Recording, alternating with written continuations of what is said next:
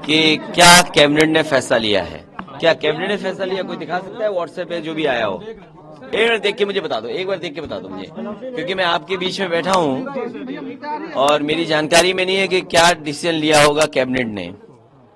और अगर कैबिनेट ने इस तरह का डिसीजन लिया है कि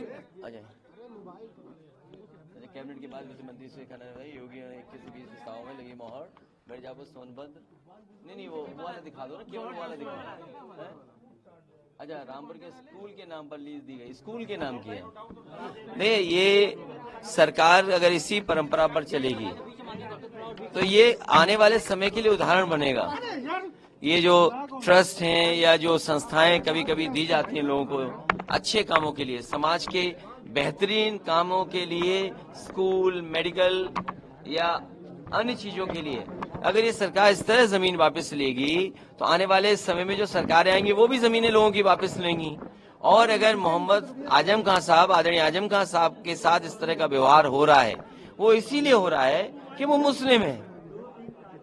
उनके मुस्लिम होने की वजह से और समाजवादी पार्टी के नेता होने की वजह से वो बीजेपी के लोग चाहते हैं कि किसी और मुद्दे पर बहस नहीं हो, किसी और विषय पर बात न हो, इसलिए जानबूझ करके इस तरह के काम भारतीय जनता पार्टी कर रही है। और पहले दिन से आप अगर भारतीय जनता पार्टी का काम करने का तरीका निकालेंगे तो कोई हफ्ता ऐसा नहीं गया है जहां पर इस तरह की खबरों को बनाने के लिए उन्होंने फैसले न लिए हों। समाजवादी पार्टी इस बात का विरोध करती है और जब कभी समाजवादी सरकार बनेगी, स्कूल कॉलेज के लिए नई व्यवस्था ला करके अगर फ्री भी जमीन देनी पड़ेगी तो दी जाएगी। सर, अभी जिस तरह से जब फोन टैपिंग का मामला सामने आया, आप कह रहे हैं आपको भी मैसेज मिला, सुबह महुआ मोइत्रा ने भी ट्वीट किया था और भी शायद तमाम लोगों को, ये इसको किस तरह से देखते हैं सर्विलेंस को? देखिए, ये जासूसी किसी काम नहीं आने वाली है। आप किसी की प्राइवेसी में हस्तक्षेप कर रहे हैं और ये सरकार घबराई हुई है। 100 करोड़ से ज्यादा लोग इनके खिलाफ हैं, 100 करोड़ से ज्यादा लोग खिलाफ हैं। क्या सबकी सर्विलेंस करोगे, सबकी जासूसी करोगे, सबको डराओगे, सबको धमकाओगे? लोकतंत्र में डराने और धमकाने से नहीं, जनता के लिए काम करने से वोट मिलता है। बीजेपी के लोगों ने कहा था कि हम नौजवानों को नौकरी देंगे, नौकरी नहीं दे पाए इसलिए जासूसी कर रहे हैं। किसानों की आय दोगुनी नहीं कर पा रहे हैं इसलिए जासूसी कर रहे हैं।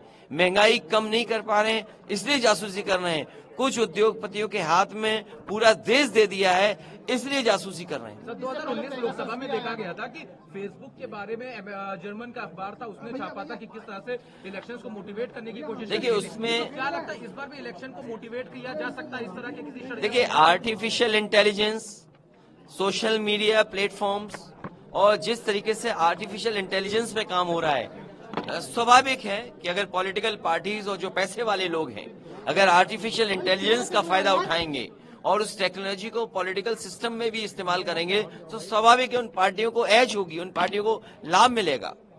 और हो सकता है भारतीय जनता पार्टी इस पर काम कर रही हो, बड़ी बड़ी एजेंसी हायर की गई हो, मैनेजमेंट से चुनाव लड़ने का तरीका किसी ने अगर सबसे पहले अपनाया तो वो भारतीय जनता पार्टी ने अपनाया।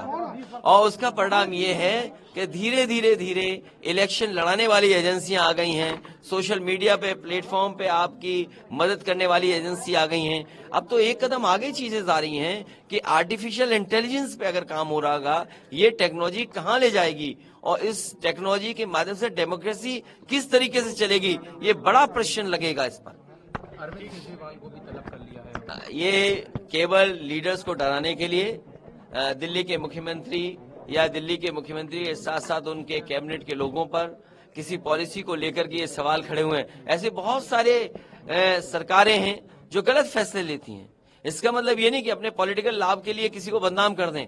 बीजेपी का 1 पॉइंट एजेंडा है कि लोगों को बदनाम करो, इतना बदनाम करो चाहे उसमें सच्चाई हो न हो, लेकिन बदनाम करिए। इसीलिए ईडी, इनकम टैक्स, सीबीआई है। तेलंगाना में कहा है कि मेरे बच्चे बड़े हो रहे हैं और इस तरह देश में आईडी अंदर जा रही है, मुझे अपने बच्चों की भी चिंता हो रही है। बीजेपी के जिस तरह की राजनीति है और अगर उन्होंने तेलंगाना में कहा है तो ठीक कहा है कि इस तरह का कोई पॉलिटिकल पार्टी के लोगों का काम नहीं होना चाहिए कि समाज बांटा जाए। और बीजेपी इसमें एक्सपर्ट है, समाज को बांटने में, समाज में गंदगी फैलाने में।